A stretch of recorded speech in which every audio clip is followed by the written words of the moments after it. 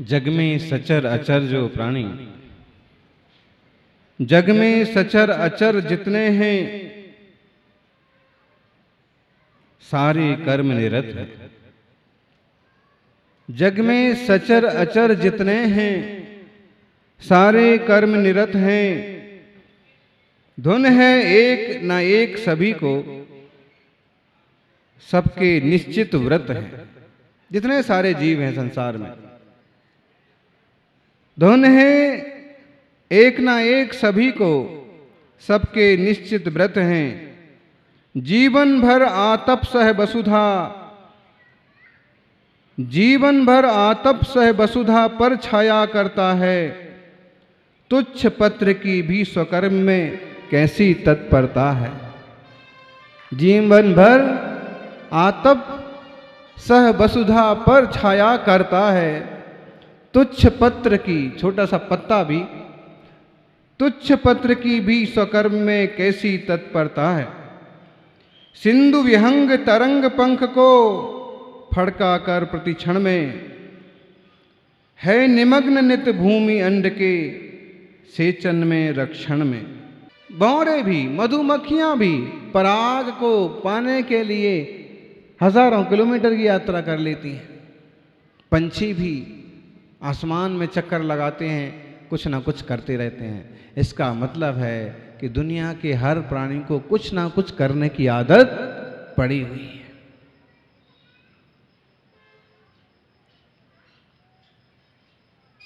कर्म चेतना, जैन शास्त्रों की भाषा में 3 तरह की चेतना होती है। 3 तरह की चेतना में 3 स्तर पर जीव पाए जाते हैं। कर्म फल चेतना, कर्म चेतना और ज्ञान चेतना।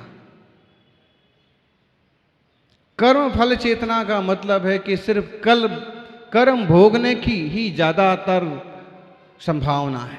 जैसे पेड़ है, अब पेड़ खड़ा है, चाहे धूप हो, चाहे पानी बरसे और चाहे उस पर कोई कुल्हाड़ी चलाने लग जाए, तो भी पेड़ कहीं जा सकता नहीं। कर्म फल भोगने के लिए वह मजबूर है, कर्म फल उसको भोगना पड़ेगा। पृथ्वी, जल, देखिए आज पृथ्वी की हालत, बड़े बड़े पहाड़ों को भी खोद दिया जाता, बड़े बड़े पहाड़ भी गायब हो जाते हैं। खनन माफिया, भू माफिया, जहां कल तक पहाड़ था आज वहां तालाब बन गया, और तालाब ही नहीं बन गया, 200-300 मीटर तक नीचे तक भयंकर खाई बना देते हैं। मतलब वो पहाड़ कुछ नहीं कर सकता। अगर वो सचेतन भी है तो भी उसे कर्म फल भोगना पड़ रहा है। जो उदय है उसे भोगना पड़ रहा है। पेड़ पौधे, वनस्पति, जल, अग्नि, वायु प्रायः करके एकेंद्रीय और स्थावर वगैरह कर्म फल चेतना वाले हैं।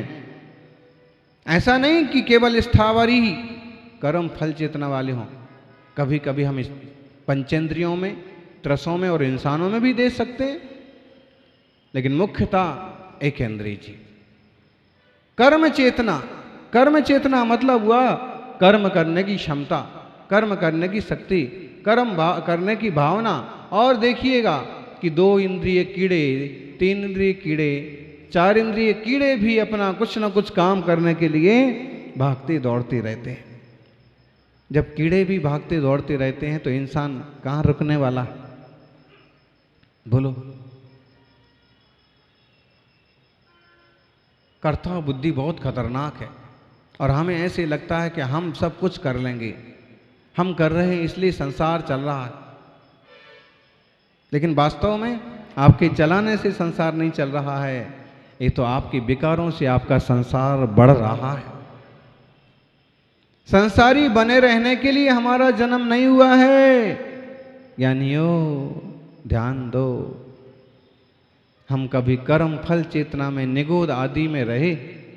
बोलो कितना काल गया निगोद में? काल अनंत निगोद मजार, बीत्यो एक इंद्रिय तन धा। जिन आलू को, कांदा को, प्याज को आज अपना भोजन बना लेते हैं, वो अनंत काय पर्याय में जीव जा चुका। राग के बस हो करके लोग अक्सर कर बोलने लगते हैं कि भाई हम और वो तो एक ही हैं। यहां तक बोलने लगते हैं कि दो शरीर और एक जान है। क्या? तुम्हारे बिना हम रह नहीं सकते। क्यों? दो शरीर और एक जान है। ऐसा होता है? दो शरीर और एक जान। पेट दुखता है तो किसका दुखता है? बोलो। जो ये ज्यादा ये प्यार करने वाले लोग होते ना, इश्क बाजी लड़ाने वाले लोग, झूठे वादे करने वाले लोग, वो उसी ढंग की बातें करते। आज भी फ्रेंड्स डे है ना, मतलब फ्रेंड्स बनाएंगे और ऐसे बेवकूफ झूठे कि जो किसी काम नहीं आएंगे। फ्रेंड्स का मतलब सच्चा मित्र, जो जीवन में कठिनाइयों में भी साथ दे, जो मौके पर काम आए, जो सही रास्ते पर चले और सही रास्ते पर चलाए, वो सच्चा मित्र। केवल अपने स्वार्थों के लिए या केवल वासना पूर्ति के लिए मित्रता हो जाए तो वो तो नुकसानदायक ही है जीवन के लिए। ऐसे लोग मिलेंगे आपको बहुत। हम तो दो शरीर एक जान हैं। ऐसा है? ऐसा होता है क्या? सिर दर्द हुआ, किसका हुआ? दो शरीर वालों में से एक शरीर वाले का हुआ सिर दर्द, तो दोनों का होता है क्या? एक का ही होता है सिर दर्द। दूसरा दुखी जरूर हो सकता है, जितना जितना उसका राग होगा उतना उतना वो भी दुखी हो जाएगा। लेकिन वास्तव में दो शरीर एक जान हो ही नहीं सकते। जैन दर्शन का सिद्धांत है, प्रत्येक शरीर वाले होते हैं जो जीव, और प्रत्येक जीव का अपना स्वतंत्र शरीर होता है। लेकिन साधारण शरीर वाले जो होते हैं, जैसे आलू, कंद, एक शरीर के बहुत सारे स्वामी हो सकते हैं। मतलब यह है कि दो शरीर का एक जान हो ना हो,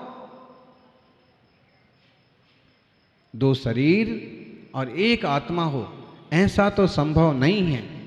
लेकिन एक शरीर हो और अनंत आत्मा हो, ये संभव है। ध्यान में आ रहा है सिद्धांत की बात? जो आलू खाने के लिए मना करते हैं या फिर अभक्ष खाने के लिए, मध्य मांस मधु के लिए जो मना करते हैं, उसका मूल लॉजिक यही है कि उसमें बहुत सारी जीव राशि है, इसलिए आप उसको मत खाइए। मतलब है एक निगोद शरीर जीवो दब्ब प्रमाण दो दिठा सिद्धे ही अनंत गुणा सब्बेण व्यतीत कालेण। एक निगोद शरीर में क्या समझे? ज्ञानार्णव शास्त्र है, प्राचीन शास्त्र है, और अष्टांग योग की उसमें बहुत गंभीर चर्चा है। ज्ञानार्णव में आचार्य शुभचंद्र स्वामी ने कहा कि अगर एक सुई की नोक पर जमी कंद रख दिया जाए, कंद मूल रखा जाए, इसकी एक सुई की नोक पर रखे हुए कंदमूल के टुकड़े में इतनी जीव राशि है कि अगर उन सबों को कबूतर के बराबर बना दिया जाए तो इस देश में, इस दुनिया में दूसरों को रहने के लिए जगह नहीं बचेगी। कितने जीव हो जाएंगे, कितने कबूतर हो जाएंगे कि किसी और को रहने के लिए जगह नहीं बचेगी। इतनी जीव राशि। तो एक निगोद शरीर में तो अनंत जीव हो सकते हैं, लेकिन दो शरीरों का एक जीव स्वामी नहीं हो सकता। अथवा दो शरीर हो और एक जान हो, ऐसा ऐसा तो राग में बोलते हैं, ऐसा होता नहीं। तुम्हारा आत्मा स्वतंत्र है, उनका आत्मा स्वतंत्र है। क्यों जबरदस्ती परेशान हुए जा रहे हो? कम से कम इतना तो निर्णय कर लो कि मेरी चेतना मेरी है और उनकी चेतना उनकी है। पर द्रव्यंते भिन्न आप में रुचि सम्यक तो भला। सज्जनों, कर्म फल चेतना वाले जीव बहुत हैं, भोग ही भोग रहे। कर्म चेतना वाले भी जीव बहुत हैं, वे कुछ ना कुछ करते ही रहते हैं, कुछ ना कुछ करते ही रहते हैं। लेकिन ज्ञान चेतना वाले जीव बहुत विरले हैं, बहुत विरले हैं। सम्यक दृष्टि तत्व निर्णय करने वाले जीव बहुत थोड़े हैं। अपन ज्ञान चेतना वालों में से बने, कम से कम सम्यक दृष्टि तो बने, वास्तविक वस्तु व्यवस्था को तो समझें।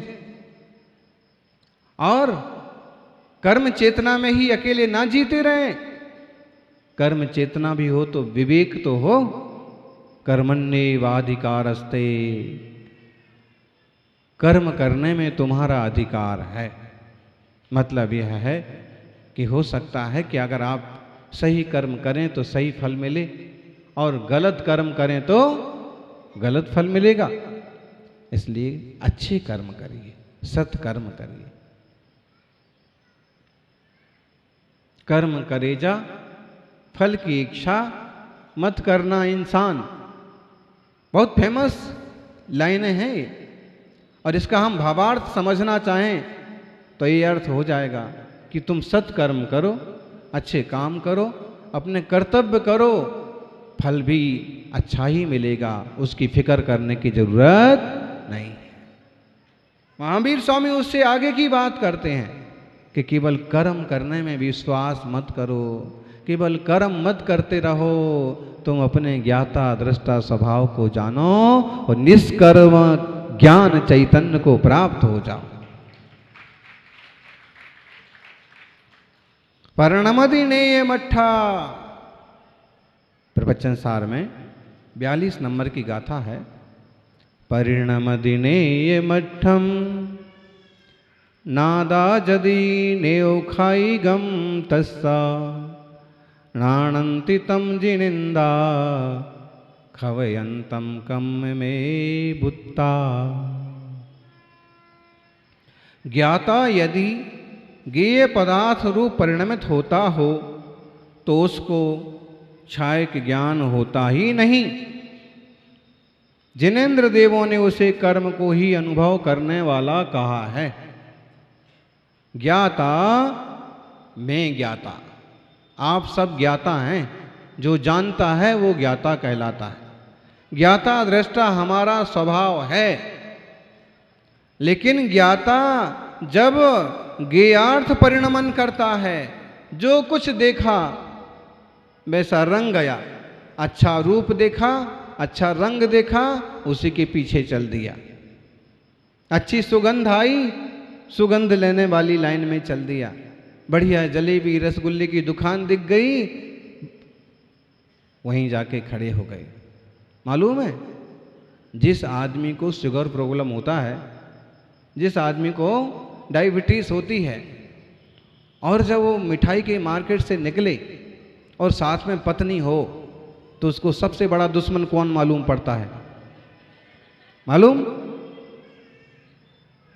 कौन लगता है उसको सबसे बड़ा दुश्मन? ये नहीं होती तो अभी हाल में मिठाई जरूर खाता, लेकिन अब मिठाई खाने की तरफ जाएगी तो अभी हड़काएगी कि अभी तो टैबलेट लेके आए हो, अभी तो इंजेक्शन लेके आए, इंसुलिन लेके आए हो, और अब मिठाई खा रहे हो। अरे तुमको मरना है तो मर जाना, लेकिन हमारा तो ध्यान रखो। अभी हाल सुनने को मिलेगा।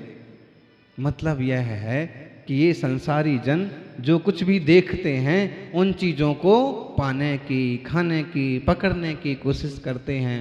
और ज्ञेयों को पकड़ने के लिए, ज्ञेय मतलब जो जानने में आते हैं पदार्थ, ज्ञेयों को पकड़ने के लिए जो तत्पर ज्ञाता है ना, वह छायक ज्ञानी नहीं है, वो केवल ज्ञानी नहीं है, वह तो छायोपशमिक ज्ञानी सामान्य संसारी है। क्यों?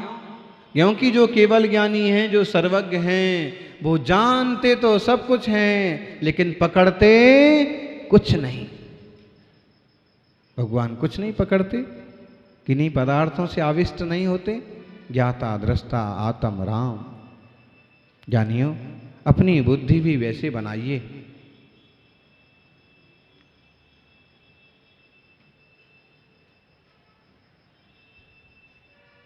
जो लोग पदार्थों को देख के प्रभावित हो रहे हैं, वो तो एक तरह से कर्माधीन हैं, और अपन सभी देखा जाए तो लगभग वैसे ही तो हैं। लेकिन एक विशेषता है कि सम्यक दृष्टि जीव के जीव मन में इतना तो निर्णय हो जाता है कि स्वा स्वा है और पर है। मेरी चेतना है और दूसरों की चेतना है और दूसरे पदार्थ दूसरे ही हैं। जिनवाणी ऐसा मंगल बोध कराती है कि अगर लोग जिनवाणी का बोध पालें तो जीवन में बहुत सारी विकल्पों से बच जाएं, और जिनवाणी का बोध ना हो तो ढेरों विकल्प हमेशा बने रहते, और विकल्प ही दुख है। दुख क्या चीज है? विकल्प ही दुख है। लेकिन पराधीनता देखो, आप विकल्प के अलावा कर क्या सकते हैं? सॉल्यूशन निकाल सकते हैं, यदि रास्ता निकाल सकते हैं तो रास्ता निकालिए। ज्यादा दिमाग खराब करने से क्या फायदा? ज्ञानियों, सहज रहना सीखो।